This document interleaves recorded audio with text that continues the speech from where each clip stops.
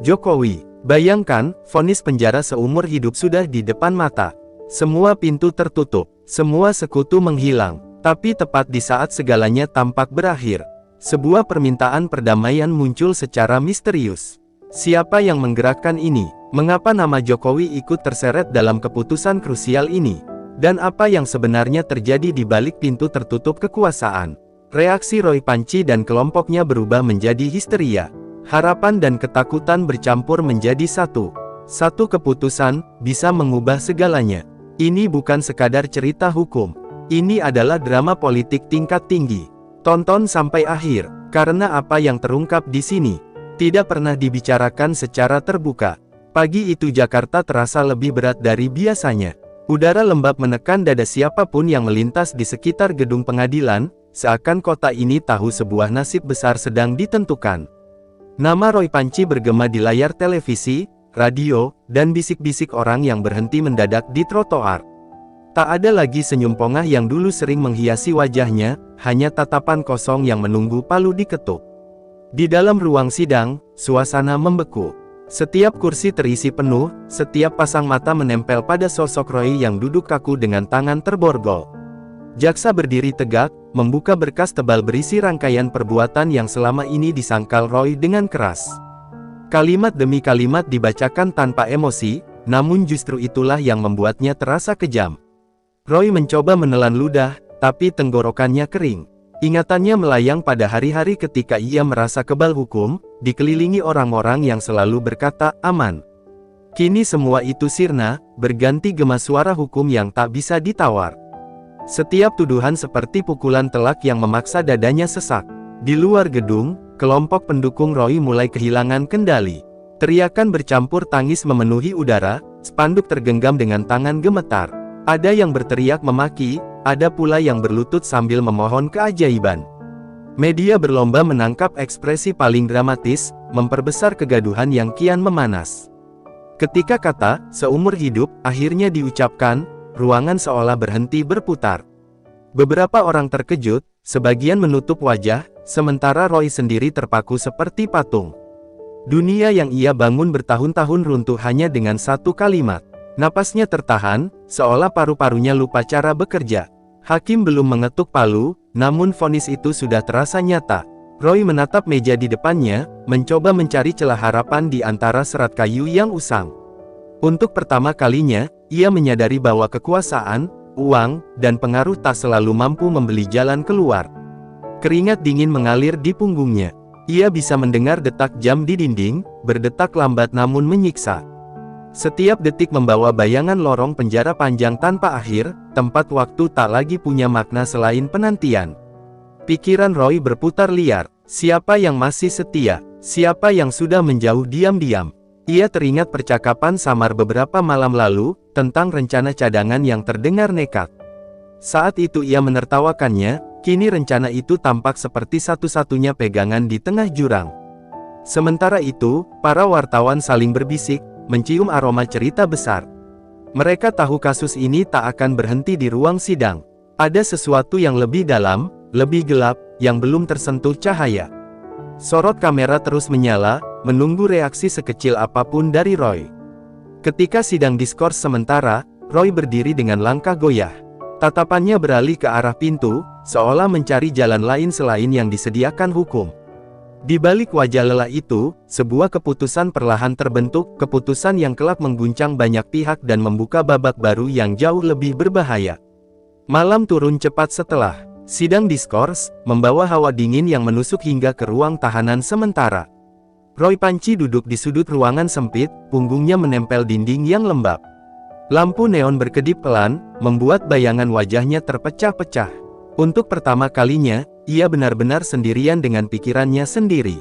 Langkah sepatu para petugas terdengar samar di kejauhan. Roy mengusap wajah, mencoba menghapus sisa gemetar yang tak kunjung hilang. Di kepalanya, kata "seumur hidup" berulang seperti gema di lorong kosong. Ia tahu, ini bukan sekadar ancaman, melainkan kemungkinan paling nyata yang pernah ia hadapi. Pintu besi terbuka, seorang pengacaranya masuk dengan wajah tegang. Tak ada basa-basi, hanya tatapan saling mengerti bahwa waktu mereka menipis. Berkas diletakkan di meja kecil, disusul helaan napas panjang. Kita harus bicara jujur malam ini, ucapnya pelan namun berat. Roy menyandarkan kepala, mendengarkan tanpa menyela. Strategi lama tak lagi relevan, jalur aman satu persatu tertutup. Tekanan publik membesar, elit politik mulai menjaga jarak. Bahkan orang-orang yang dulu paling lantang membelanya kini memilih diam. Di sela keheningan, sebuah opsi diutarakan, langkah ekstrim yang selama ini dianggap pantang. Permohonan perdamaian, bukan sekadar pengakuan, melainkan tawaran untuk meredam keguncangan yang lebih luas. Roy tertawa kecil, getir. Baginya, itu terdengar seperti menyerahkan sisa harga diri. Namun pengacaranya tak mundur. Ia memaparkan risiko jika tetap bertahan, juga peluang tipis jika berani berbelok arah. Bukan jaminan bebas, tapi mungkin menghindari jurang terdalam. Roy menutup mata, menimbang kata demi kata seperti menghitung detik terakhir. Telepon genggam bergetar, pesan masuk dari orang-orang terdekatnya. Nada panik, kalimat terputus-putus, harapan bercampur amarah. Di luar, pendukungnya masih berkumpul, menyalakan lilin dan doa, seolah cahaya kecil itu mampu menembus dinding beton. Roy berdiri, berjalan mondar-mandir, mencoba mengusir rasa tercekik di dada. Ia teringat masa ketika namanya dieluk-elukan, pintu terbuka tanpa diketuk. Kini, satu-satunya pintu yang tersisa adalah keputusan yang tak pernah ia bayangkan sebelumnya. Akhirnya ia berhenti, tatapannya tajam, suaranya rendah namun mantap. Ia meminta draft resmi disiapkan malam itu juga. Jika harus melompat, ia akan melompat dengan mata terbuka. Tidak ada lagi waktu untuk ragu. Di tempat lain, mesin rumor mulai bergerak. Bisikan tentang manuver baru menyebar cepat, memancing spekulasi para pengamat. Media sosial mendidih, menebak-nebak langkah apa yang sedang disusun di balik jeruji. Menjelang dini hari, dokumen itu selesai. Tanda tangan Roy tergores perlahan, seakan setiap tarikan pena mengikis sisa masa lalunya. Ia menatap hasilnya lama, lalu menyerahkannya tanpa sepatah kata. Saat pintu kembali terkunci, Roy duduk mematung. Ia tak tahu apakah langkah ini akan menyelamatkannya atau justru mempercepat kehancuran. Yang jelas, roda telah bergerak, dan babak berikutnya akan menarik nama-nama besar ke dalam pusaran yang tak bisa dihentikan. Pagi berikutnya, berita tentang dokumen yang ditandatangani Roy Panci bocor ke publik seperti api menyambar jerami kering. Media arus utama berlomba menurunkan tajuk utama dengan nada tegang, sementara layar ponsel dipenuhi spekulasi tanpa henti. Tak ada yang tahu isi lengkap permohonan itu, namun satu hal jelas, Roy sedang memainkan langkah terakhir yang berani. Di ruang tahanan, Roy menerima kabar tersebut dengan ekspresi datar. Ia sudah menduga kebocoran akan terjadi. Dalam dunia yang ia kenal, rahasia besar jarang bertahan lama. Yang membuatnya gelisah bukan sorotan publik, melainkan arah angin kekuasaan yang kini sulit dibaca. Para pengacaranya bergerak cepat, mengatur pertemuan tertutup dengan berbagai pihak. Nada bicara mereka berubah, tak lagi defensif, melainkan menawarkan stabilitas. Mereka mengulang satu pesan yang sama, kegaduhan ini bisa merembet lebih luas jika tak dikelola dengan hati-hati. Di luar sana, pendukung Roy terpecah. Sebagian merasa dikhianati oleh langkah damai yang dianggap menyerah. Yang lain justru melihatnya sebagai kecerdikan tingkat tinggi. Perdebatan memanas, saling tuding tak terhindarkan, seolah mereka lupa bahwa keputusan sejati kini tak lagi berada di tangan mereka.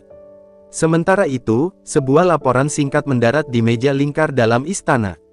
Isinya padat, tanpa dramatisasi, namun cukup untuk membuat suasana berubah. Nama Roy Panci tercetak jelas, disertai catatan tentang potensi dampak sosial jika kasus ini terus membesar tanpa kendali. Di sebuah ruangan tertutup, pembahasan berlangsung serius. Tidak ada teriakan, hanya kalimat terukur dan jeda panjang. Setiap opsi ditimbang dengan dingin, setiap risiko dicatat tanpa emosi. Disinilah nasib Roy mulai bersinggungan dengan kepentingan yang jauh lebih besar. Roy sendiri merasakan perubahan itu tanpa melihatnya. Sikap petugas menjadi lebih berhati-hati, kunjungan lebih teratur. Ia tahu, ada sesuatu yang sedang bergerak di atas kepalanya, sesuatu yang bisa menjatuhkannya lebih dalam atau menariknya sedikit ke permukaan. Telepon kembali berdering, kali ini dari sosok yang lama menghilang. Suaranya tenang, hampir bersahabat, namun setiap kata terasa seperti pengujian. Roy menjawab seperlunya, belajar menahan diri, menyadari bahwa satu kalimat salah bisa mematahkan segalanya. Di ruang redaksi, para analis politik mulai mengaitkan titik-titik yang selama ini terpisah. Mereka mencium aroma kompromi besar, meski belum berani menyebutkan nama. Dugaan berkembang liar, menciptakan tekanan baru bagi semua pihak yang terlibat. Malam tiba dengan hujan tipis yang tak meredakan panas situasi. Roy duduk menatap jendela kecil, memikirkan konsekuensi dari pilihannya.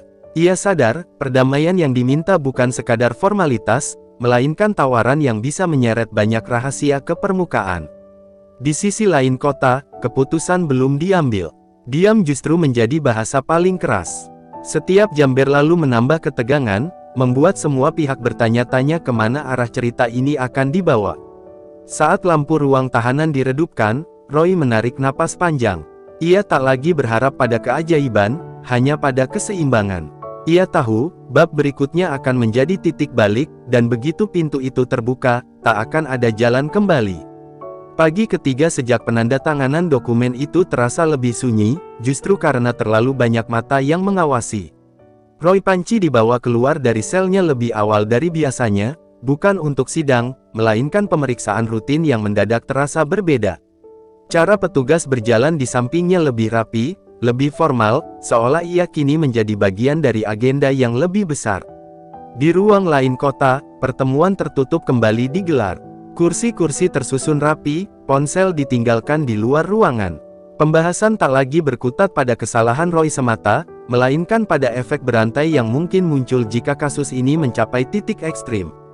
Stabilitas, ketenangan publik, dan momentum politik menjadi kata kunci yang berulang dalam nada serius. Nama Jokowi akhirnya disebut secara terbuka di dalam forum itu. Bukan sebagai penyelamat, melainkan sebagai penentu arah. Sikapnya dingin, mendengar lebih banyak daripada berbicara. Ia tahu, setiap keputusan akan dibaca publik sebagai pesan politik, bukan sekadar langkah administratif. Sementara itu, Roy mulai merasakan tekanan dari arah berbeda. Beberapa wajah lama meminta jarak, takut ikut terseret. Namun ada pula yang tiba-tiba kembali menawarkan dukungan, dengan nada yang terlalu manis untuk dipercaya. Roy belajar cepat, memilih diam dan mencatat segalanya di kepala. Di luar pengadilan, suasana memanas. Pendukung Roy berkumpul lebih besar dari sebelumnya. Teriakan berganti tangisan, doa bercampur makian. Ketika kabar keterlibatan istana mulai beredar, emosi mereka meledak. Harapan dan kecurigaan saling bertabrakan tanpa kendali. Media tak tinggal diam. Judul-judul provokatif bermunculan, memaksa publik memilih sisi. Ada yang menuduh ini sandiwara besar, ada pula yang melihatnya sebagai upaya meredam gejolak. Setiap narasi saling berlomba, membentuk opini sebelum fakta benar-benar muncul. Roy memantau semuanya dari layar kecil di sudut ruang tahanan. Ia melihat wajahnya sendiri dibedah tanpa ampun, ditarik ke berbagai arah kepentingan. Untuk pertama kalinya, ia merasa bukan lagi pemain utama, melainkan pion yang sedang diperebutkan.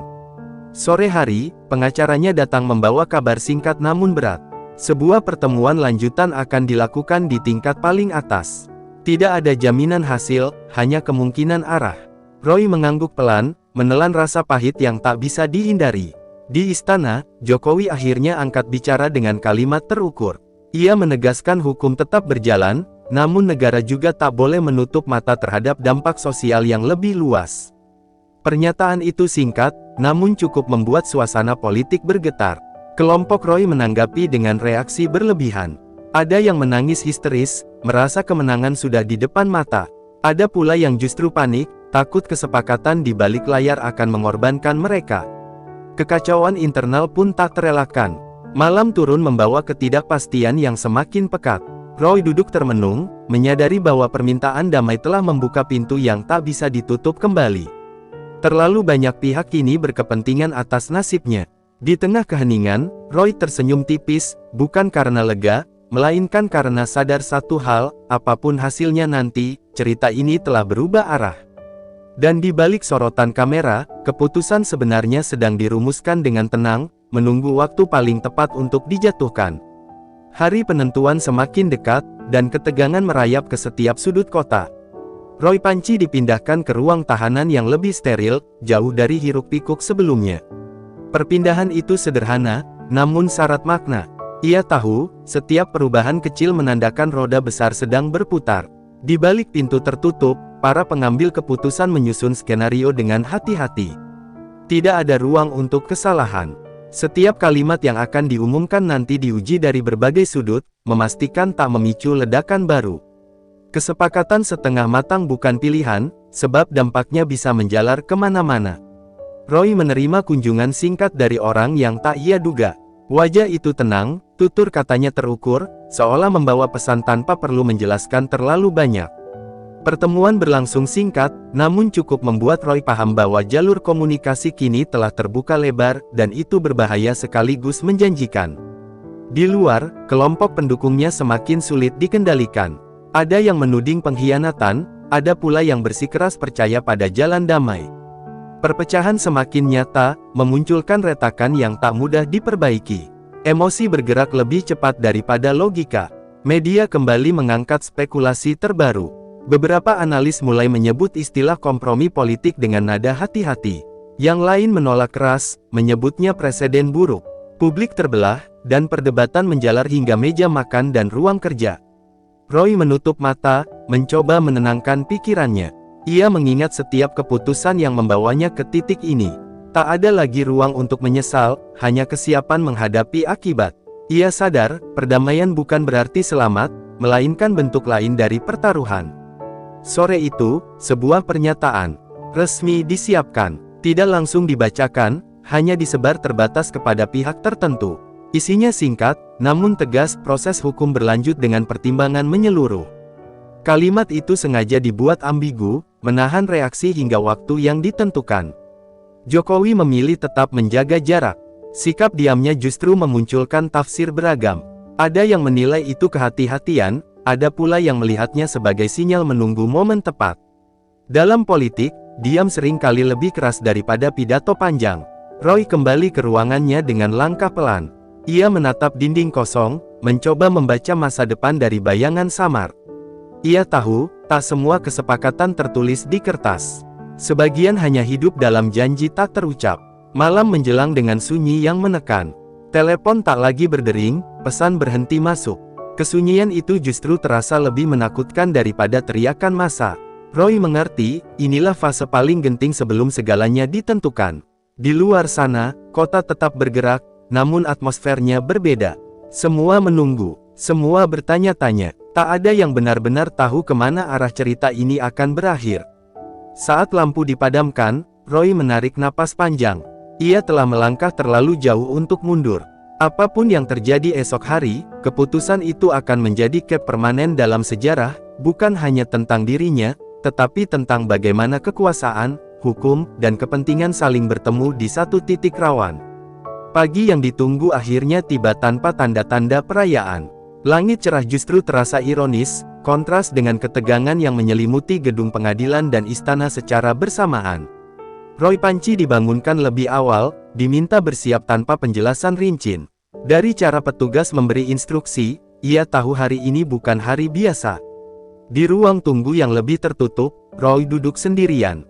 Tidak ada borgol, tidak ada kamera, hanya keheningan yang menekan. Detik berjalan lambat, seolah waktu sengaja mempermainkannya. Ia mencoba membaca arah nasib dari langkah orang-orang yang lalu lalang di balik kaca buram. Tak lama kemudian, sebuah rapat tingkat tinggi mencapai kesimpulan sementara. Tidak ada sorak kemenangan, tidak pula ekspresi lega. Keputusan itu bersifat teknis namun berdampak politis, dirancang agar tak mencederai hukum sekaligus meredam gejolak. Semua pihak sepakat, apapun hasilnya harus disampaikan dengan sangat hati-hati. Nama Jokowi kembali muncul dalam pembicaraan akhir. Sikapnya konsisten, tegas namun tak tergesa. Ia menolak intervensi langsung, tetapi menyetujui kerangka kebijakan yang memungkinkan ruang pertimbangan sosial. Garisnya jelas, tidak ada penghapusan kesalahan, hanya penataan dampak. Sementara itu, di luar gedung, massa kembali berkumpul. Ketegangan terasa lebih liar karena ketidakpastian terlalu lama dipelihara. Teriakan berubah-ubah, dari penuh harap menjadi curiga. Aparat bersiaga, menyadari satu kalimat salah bisa memicu kekacauan. Roy menerima kunjungan terakhir dari pengacaranya sebelum pengumuman. Wajah mereka serius, tak mencoba menenangkan dengan janji kosong. Yang disampaikan hanyalah fakta, vonis tetap berat, namun jalannya tidak sepenuhnya seperti yang dibayangkan semula. Roy mengangguk, menerima tanpa banyak reaksi. Ketika sidang dibuka kembali, ruangan dipenuhi keheningan tebal. Hakim membacakan pertimbangan panjang, menyinggung hukum, stabilitas, dan dampak luas. Setiap kalimat terasa seperti pisau yang bergerak perlahan, membuat semua orang menahan napas. Roy berdiri, mendengarkan tanpa mengalihkan pandangan. Ia tak lagi mencari celah atau isyarat rahasia. Wajahnya tenang, hampir pasrah, seolah telah berdamai dengan segala kemungkinan. Dalam dirinya, ketakutan berubah menjadi kejelasan yang dingin. Di luar, kelompok Roy bereaksi berlebihan terhadap potongan informasi yang bocor. Ada yang menangis histeris, merasa keajaiban hampir terjadi. Ada pula yang marah, menuduh permainan kotor. Perpecahan makin tajam, dan tak ada satu suara pun yang benar-benar dominan. Pernyataan resmi dari istana akhirnya dirilis singkat. Tidak menyebut nama Roy secara langsung, namun cukup untuk menjelaskan sikap negara. Publik diminta menunggu dan menghormati proses. Kalimatnya sederhana, tetapi efeknya luas, meredam sebagian spekulasi sekaligus memicu tafsir baru. Roy dibawa kembali ke ruangannya setelah sidang ditunda untuk putusan lanjutan.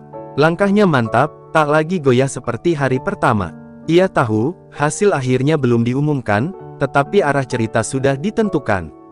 Malam itu, kota kembali sunyi. Di balik dinding tebal, Roy duduk memandangi bayangannya sendiri. Ia sadar, permintaan damai telah mengubah segalanya, bukan dengan membebaskannya, melainkan dengan menyeret lebih banyak kebenaran ke permukaan. Dan ketika bab terakhir tiba nanti, tak hanya dirinya yang harus menanggung akibatnya. Pagi berikutnya terasa ganjil, seolah kota menahan napas lebih lama dari biasanya. Roy Panci terbangun dengan perasaan datar, bukan karena pasrah, melainkan karena pikirannya sudah terlalu lelah untuk panik.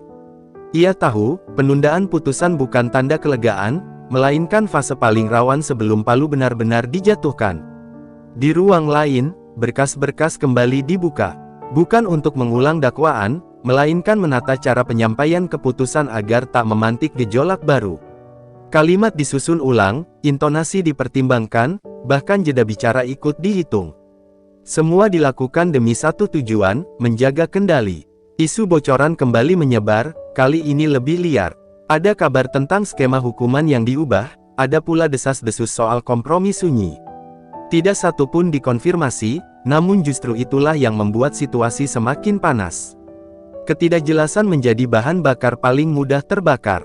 Roy menerima kabar simpang siur itu tanpa banyak reaksi. Ia belajar dari hari-hari sebelumnya, bahwa terlalu percaya pada bisikan hanya akan mengacaukan fokus. Kini ia memilih diam, menyimpan energi untuk saat yang benar-benar menentukan.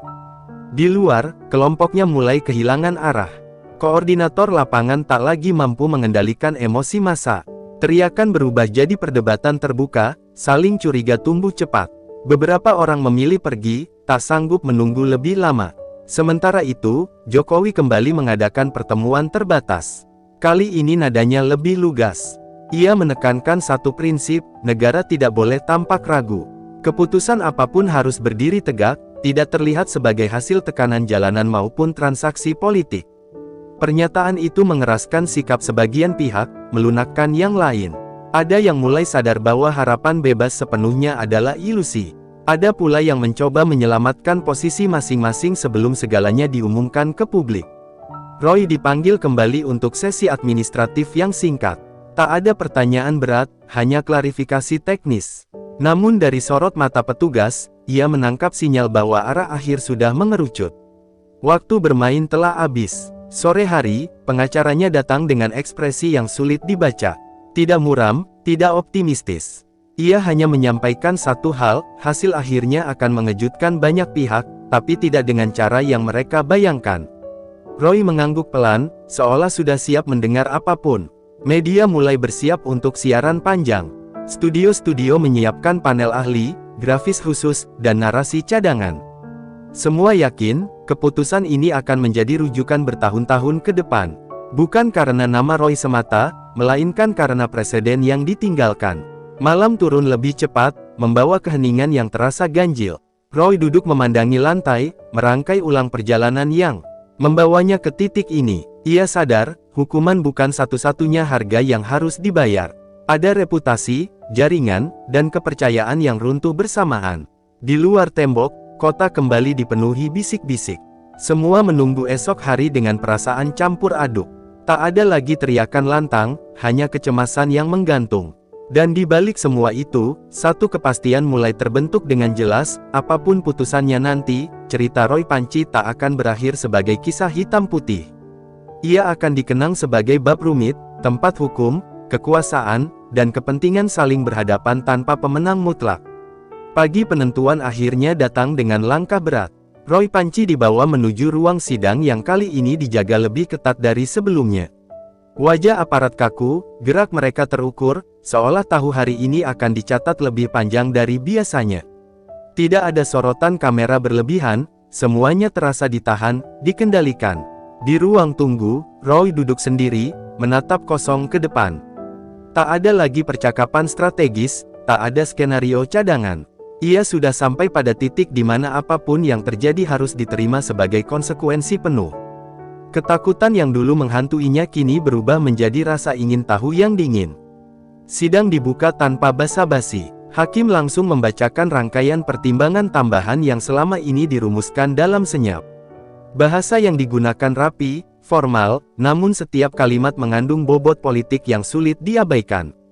Ruangan kembali membeku. Roy mendengarkan dengan saksama. Tidak ada reaksi berlebihan, hanya alis yang sedikit mengerut ketika kata-kata tertentu diucapkan. Ia paham, inilah hasil dari semua manuver, tekanan, dan kesunyian panjang yang mendahului hari ini. Tidak semua berjalan sesuai harapannya, namun juga tidak sepenuhnya berakhir seperti mimpi buruk semula. Di luar gedung, massa terdiam. Tidak ada teriakan, tidak ada nyanyian. Semua menunggu satu kalimat kunci. Bahkan mereka yang paling fanatik sekalipun mulai sadar bahwa hasilnya tak akan sederhana.